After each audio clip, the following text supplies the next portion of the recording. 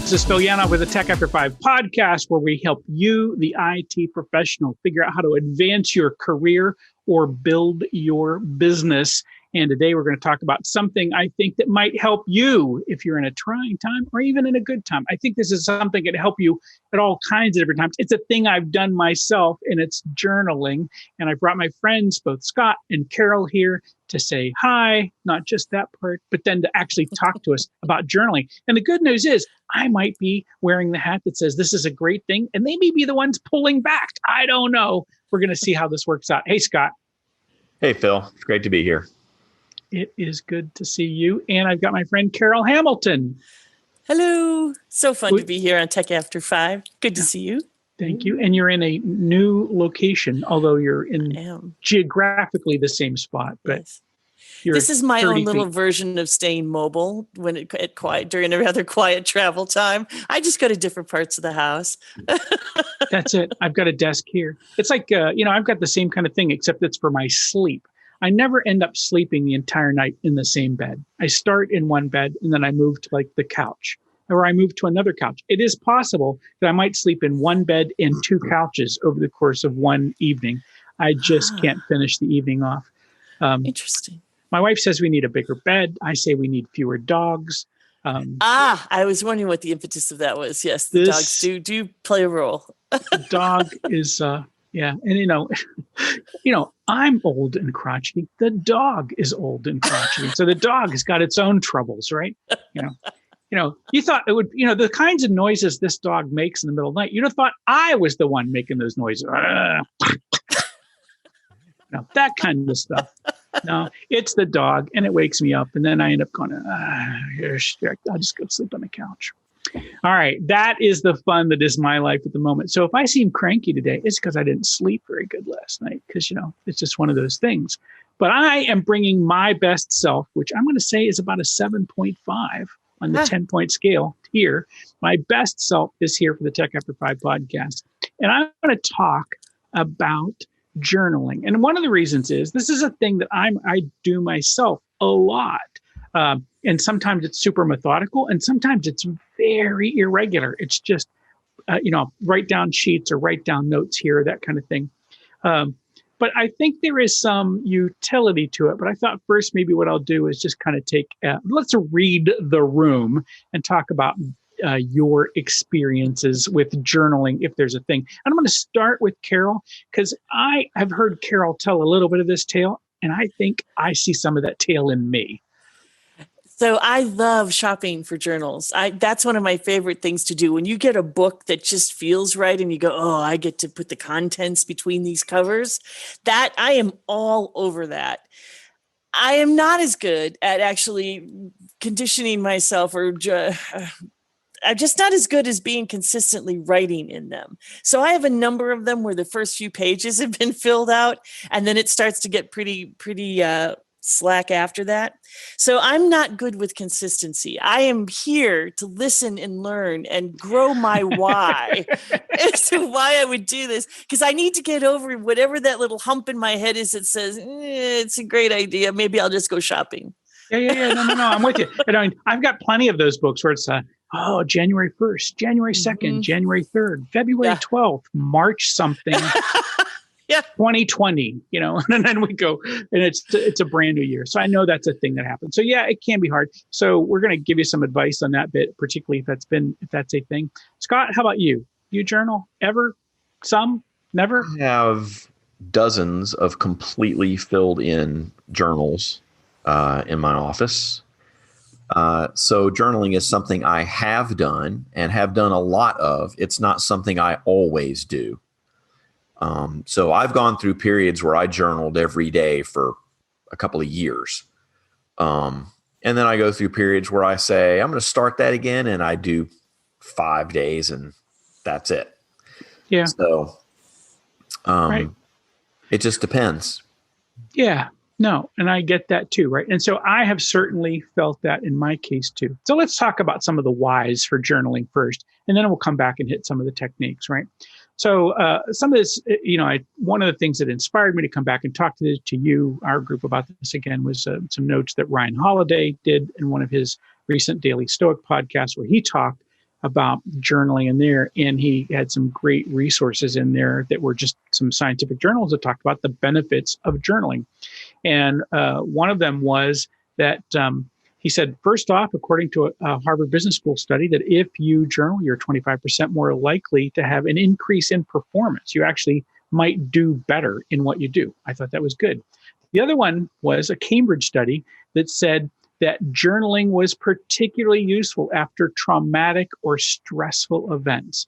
And I wanted to say that was a thing, that's a strong why for me, that I am more likely to be journaling regularly when I am stressed about a thing. My mind is trying to work through a problem, and I just find it useful to write those things out, right?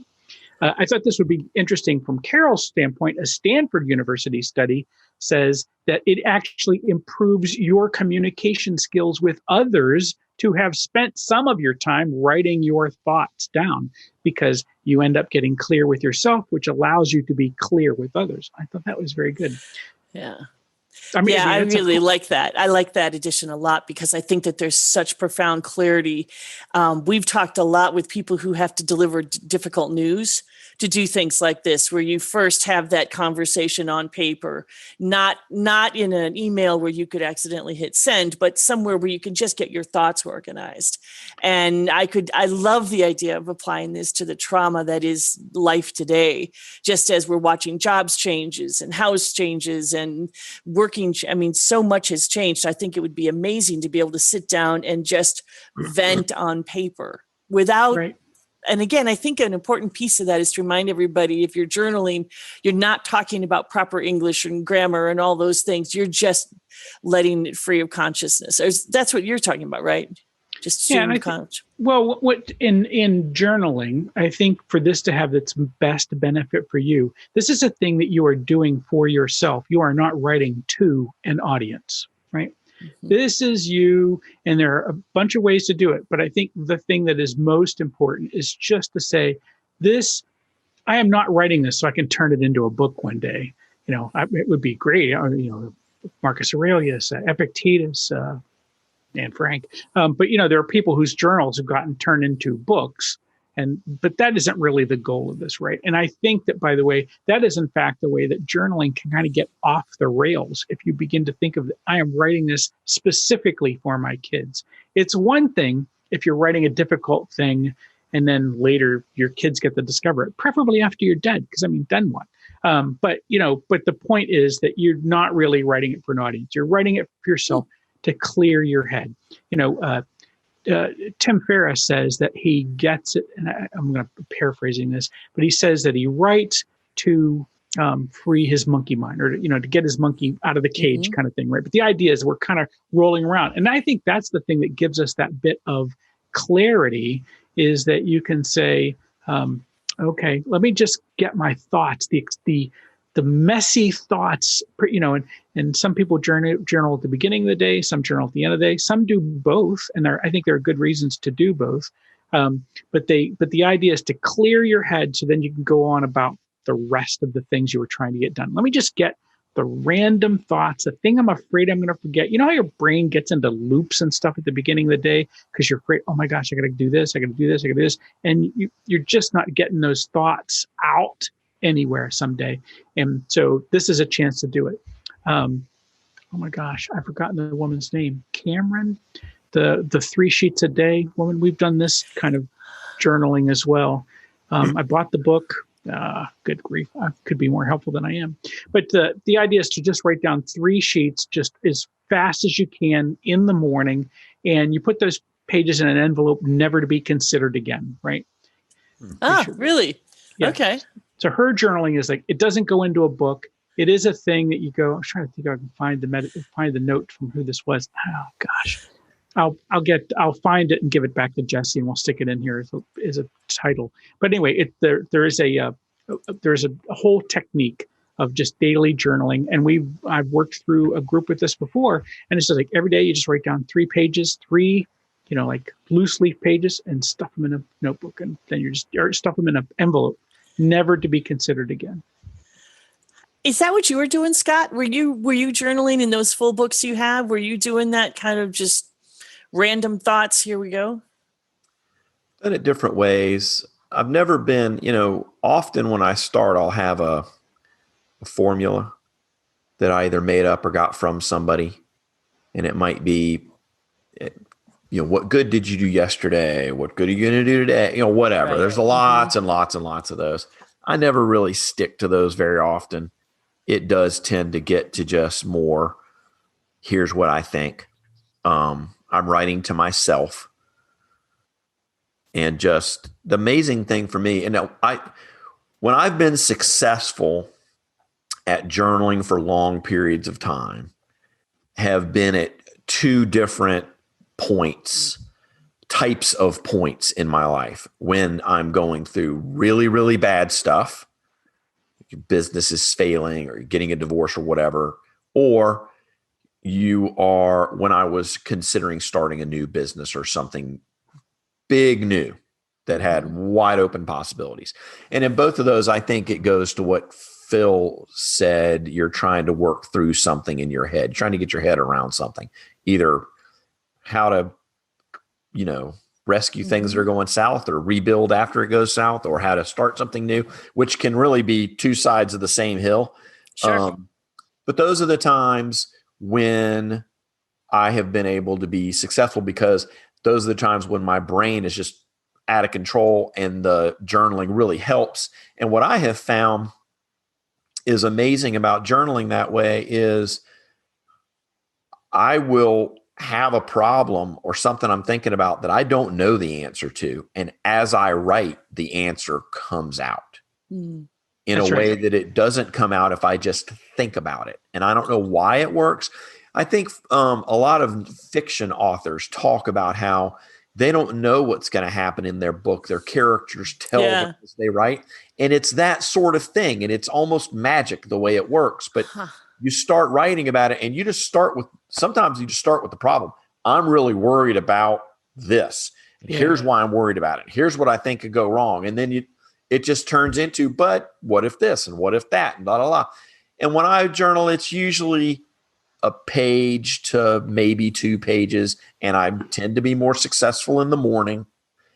And when I've got things are going well, when I'm not worried about life, or when the business is launched and it's going great or whatever, the journaling tends to fall away. I'm just not getting as much out of it, and it just doesn't seem as important. But those times when I really need to dig in my brain, the journaling is an amazingly effective tool. Yeah, I love that technique. And by the way, the person I was talking about is Julia Cameron. It's called The Artist's Way is the name of the book. And the thing she calls it is the morning pages. So you write 3 pages in the morning. But it was that idea to what Scott is talking about is it almost, if you are sitting down with a piece of paper and a pen, it's almost like auto writing, right? So, I mean, if you can get it, it's for some reason, it sort of overwhelms the second voice in your head. And the first voice just sort of comes out with these answers to things. I have certainly witnessed that myself multiple times. So I think the idea of saying, I just want to clear my head of the clutter, and I can begin with, I'm feeling this, or I'm worried about that, or this is what's on my mind today, and just blow it out and write as fast as you can. I think you actually get something out of it. So I like that technique a lot.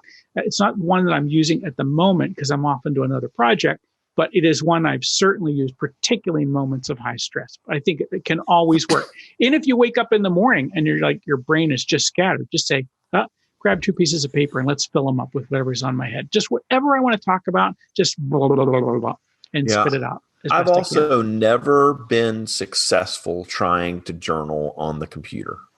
I have started computer journals before, and I never get very many days into it. The times when I've been successful at sustaining a journaling practice, it's always been handwriting on pages. Yeah. So I think the thing is, I don't think we need to be prescriptive for that, but people should experiment for that with that Sure. for themselves, right? Because ways, right? I've done it both ways. And let me tell you, the benefit I've found of writing in books, and I have tons of journals that I've filled up and I've got them sitting here behind me. And there's another box full of them over there. But then these journals I filled up, there is something magic about pulling it up, just pulling a random page open and looking at it and going, oh my God, this is what I was wrestling with on that day or at that time. Because I always write the date at the top, the date and time at the top of the pages. And I kind of look at that and go, all right, this is where I was. And there's some very specific instances where I've pulled them back out. And look, by the way, one of my favorites is I journaled out the beginning of what became Tech After 5. And I have that notebook. There, I have the pages in which I originally wrote down the ideas for what this all became and how I built this thing to begin with. So you're talking about doing a business. I mean, I can go point it. I can pull it out. It's that one, by the way, is an Moleskine branded notebook, but in a particularly kind of notebook. It was like what I was carrying at the time. Most of my whole thing on creating the shared vision and all the issues around creating a better partnership and why partnerships fail and how to make them better, all in notebooks.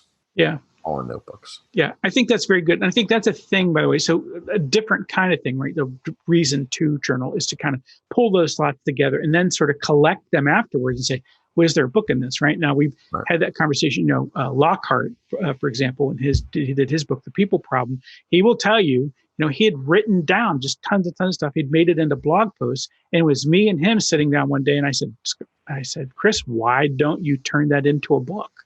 I mean, you've got all the material there.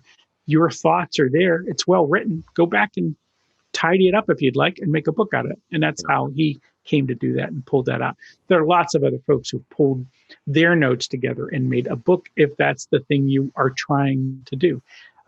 So, we've talked about, we talked about this morning pages idea, sort of clearing your head moment at the beginning. We have certainly referenced in this environment, us talking before about Marcus Aurelius, talking about never end the day without saying, what good did I do today? What could I have done better? Writing yourself some notes at the end of the day, right? It's a moment to reflect. We were joking here before we got to the call live that when we ask the folks in our mastermind on Friday, what did they do this week? They sometimes seemed lost. I mean, they just seem lost in the moment of what did I do this week? And the thing is, there's probably lots of ideas and thoughts there that they could have pulled threads on and figure out, well, wait a second.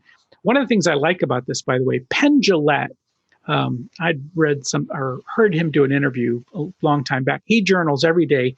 He journals in a particular type of notebook where it's a page per day, I think it is, but the whole thing is dated out. So the notebook lasts, I think, 1 year, and then he's got them all referenced out. But as part of his process, he goes back and looks where he was 3 months ago and a year ago and 3 years ago or something like that. And that becomes part of his journaling process. And I loved this note that he gave. And he said, I sit down and I look sometimes and think, oh my God, I've been wrestling with the same problem 3 years in a row. When am I going to do something about that? Right. So I think there are tools like that, which I think are kind of useful if that's the kind of thing you want to do. I just think even in this moment, it is useful to sit down and have a conversation with yourself. And it is useful to get it in a place where you can go back and reflect upon it later when you're ready to do that. Or you think, and I don't think it's, I'm going to look at what I did yesterday. I don't think that's it. I think it's, you get it down, you write it down, and then you come back and look at it. And it might be a month from now, or a couple of months from now, or a year from now. But it's the kind of thing, where was I? What was going on? And I think it can help you just kind of get some clarity now. And it can help you establish the arc of where you are headed if you've done this over some time. Yeah, I've never really done the end of the day journaling, but there was a long period of time where you and I were texting each other at the end of every day with the 3 wins we had that day. Right. I think you were doing that with several people, not just me. I was just doing it with you, but yeah. But we did do that for a long time. We were, what were your 3 wins today? Bam, every day. Bam, bam, bam. And we did quite a while. Yeah, and I think there is certainly some utility to that. And one of the reasons that was the whole concept of that was we can easily lose track of the good that we are doing, and we don't even give ourselves credit for it because every day is a new battle, right? And we just think, oh my gosh, it's the never ending phalanx of stuff, right? And Yeah. but if we actually sit down and celebrate wins a little bit, which is a thing I'm pretty bad at myself. Yeah. But if you don't stop and do that, you never get to appreciate, oh my gosh, look at what we have accomplished in this time. And the other utility of that for me was the very idea that just 3 a day is good. Yeah, right. There are people Right. who beat themselves up if they don't get 20 things done, in a day, but they're just setting themselves up for constant disappointment and failure. Right. That goes back to the whole to-do list discussion we had, where you don't have a to-do list, you have a list of available tasks. Right. A database of available tasks, as I think you said. Yeah, exactly. I got plenty of that. Yeah. And it's the idea that, gosh, if you can get 3 good things done every day, you're killing it. So, I liked that when we did that. It and it got me in the mindset of, at the end of the day, I don't really journal about it, but I do think about it. What 3 things did I what did I accomplish today? I had a good day. I'll maybe talk to Linda on the phone about it. Say, I had a good day. I did. And I think that feeds into something, Scott, that we used to do, which was we would do the gratitude journal piece where there was, what 3 things you're grateful for. And then we kept noticing that there was a lot of redundancy in that because it was similar things. Sure. That has now evolved into something that we do absolutely daily, which is what was your favorite moment today, which is frequently more than one moment. But there's a sense of I am creating a life I'm in love with because there's always an answer to what was your favorite moment. And some days the bar is fairly low, and other days it's like, holy cow, this was amazing. But it's a nice way to end the conversation of the day, which is what was your favorite moment, and just kind of bask in that sense of it again. So as I'm listening to this, I'm thinking, it would be cool to record or write that down as a future gift to a gift to a future self of some of the favorite moments of our lives. Which is intriguing, but there is just this warmness about sharing that as a couple, just to say what was your big moment of the day, or as a family, or even with your dog, whatever it might be. My sister does something with her kids at the dinner table, and they has for years, and they call it 2 roses and a thorn. Mm-hmm. And the kids share two good things that happened to them, and one. So it's not like, we're always supposed to be happy in everything that happens to us is supposed to be great, right? Yeah. We recognize that there are difficulties as well, but that's kind of how they do it. Give us 2 roses and a thorn from your day. And, sometimes morning coffee is as good as it got, and that's okay. Right? I mean, this isn't like every day is a holiday. I totally agree with that. Right. Yeah. Yeah. And I want to hear about the downs as well as the ups. So but let's try to have 2 ups and a down, and let's focus that way, So I've always liked that. Yeah. Yeah. No, I like those a lot. There are a number of techniques out there. I think what we're encouraging people to do is to get the benefits of these for themselves. We are not in this 20 minutes, right? We're not going to. It's not a grand survey course. There's lots of ways to go about doing this. We like the Julia Cameron 3 pages a day. We like the idea of a gratitude journal. We like the idea of sharing 3 wins. We like Marcus Aurelius's idea of not ending the day without saying, what good did I do today? And what could I have done better, right? And, and I ask every week in our mastermind, one of the questions is, what is your foremost and persistent obstacle? And mostly the reason I ask that is, of everybody in the room, is I keep track of those over time to see if people have the same obstacle over time, right? So we ask like 5 questions, and I write down 2 things. I write down their number and I write down their obstacle, because I want to see if those are how those change over time, right? So that's kind of my journaling for this group of half a dozen people, right? Yeah. Because I just want to see what they're working on. I have done the journal workshops as well. I've done this multiple times. This is a much more Ira Progoff. It's a much more intense type of journaling. I've taken some of those exercises and we've used similar things again inside of Mastermind. I think there are lots of good techniques in there. one of the ones that we like a lot, we do the stepping stone exercise. That's kind of a journaling technique of kind of talking about how did you get to where you are today and what comes next.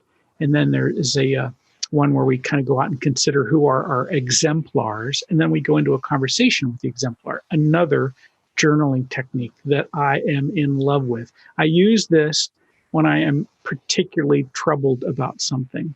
And so the way this technique works is I kind of lay out where I am. I've got this problem at the moment. I think about who might my exemplar, who is somebody that I would love to have a conversation with, who might be a fictional character, who might be dead, who might be just simply out of reach for me, right? And then I sit down and have an imaginary conversation with him. And I have some wonderful journal entries where I have sat down and had a conversation, for example, with Mark Twain. And I would talk to him and he would talk back to me.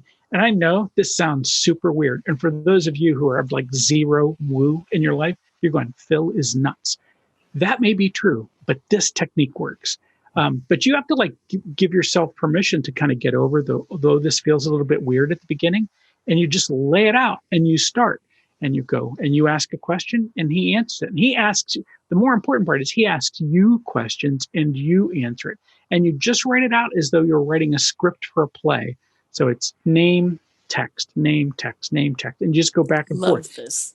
It is remarkable. It is a remarkable technique for overcoming troubles and figuring out how to get through some difficult stuff. I've had my own stuff in my life that have been major obstacles for me, and I needed to find a path through them. And this was one of the techniques that I used to find over that obstacle, was to say, all right, let's have a conversation with someone who I think knows more about this than me. Now, we can all sit back and go, but Phil, you were both sides of the conversation. Yeah, maybe. I guess I was. But somehow, as Scott pointed out earlier, this opens up a part of your brain when you do this dialogue exercise. This opens up a part of your brain that allows you to have a conversation that you would never have in your own little monkey mind, right?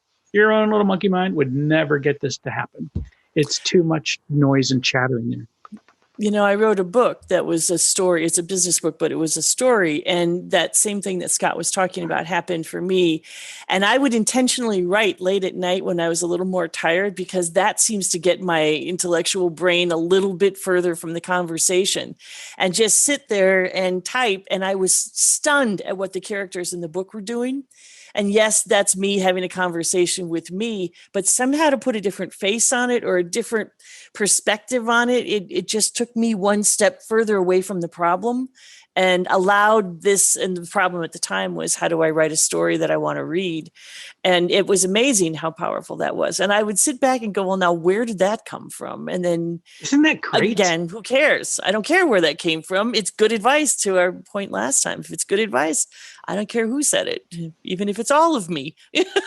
Copyright Carol's other self. Exactly. When I do the talk to the third party thing, it's usually with Uhtred of Bebenberg, and he's telling me to quit crying and being a baby and grab my sword and get back in the shield wall. So it's a very short conversation. Yeah. I have a lot of voices in my head. It's nice. They're very excited to have a place to talk. Yeah. That'd be, I like the Uhtred one. I was thinking that'd be like talking to the Witcher guy. What was his name? Yeah. Because he doesn't talk much either. He just does stuff, right? He thinks a lot, but he doesn't talk a lot. In the books, not in the show, it's different. But in the books, he doesn't talk a lot. He just kind of does things. He thinks it through. Yeah, I like that. Okay, I think that we think as a group that you might get some benefit from journaling, and that you ought to avail yourself of that when the time is right. We do not want this to be one more load to stick on your back that makes it heavy, makes your day heavy and makes this hard. We want this to be something that if you practice this a little bit, you might find that it makes carrying the load a little easier. You might find that you're better at this than you thought. You might find that you have more things to be grateful for. You might find that you are doing more good things than you knew. And you might find, particularly if you do the 3 pages in the morning or something like that, you might find that you've cleared your head and you've got higher performance. One of the things, I don't think I mentioned earlier, one of these studies, I think it was the Journal of Experimental Psychology, said It might even help improve your sleep. Let me tell you, I'm all about that, especially if I could write a story in which the dog slept in its own bed. I think that's going to be what happens in my journal entry.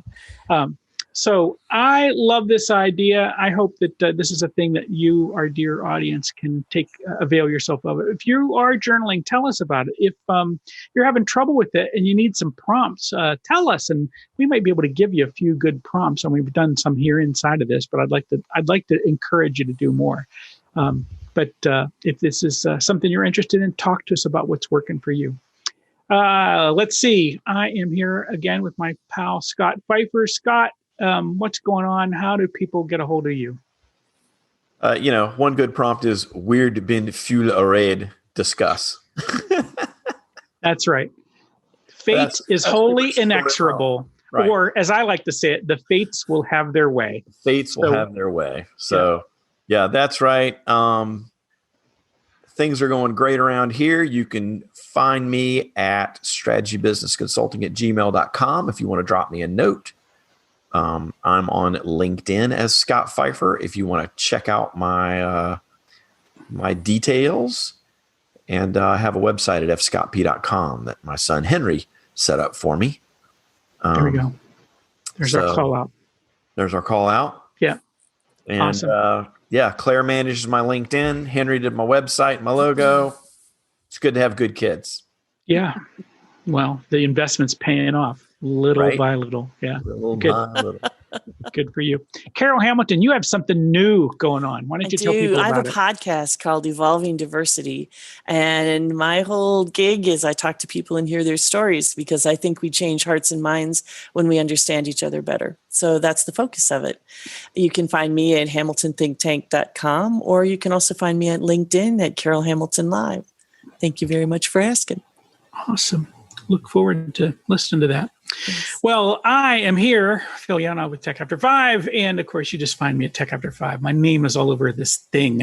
And our job is to get you to come celebrate with us and make connections with us and to move your career forward with us if that's a thing we can help you with. Or maybe you're building a tech business and we can help you with that too. We've got all kinds of ideas. You need to talk to Scott and I. If you've got a business, a tech business that you'd like to move forward, take it to the next level. Had some success, but you really want to ramp that thing up. We are launching a brand new mastermind that I think you might get some benefit of. So reach out to me or Scott and just say mastermind in it, and we will know what is on your mind because we'd like to help you. So find us at techafter5.com, and we will see you next time. Thanks.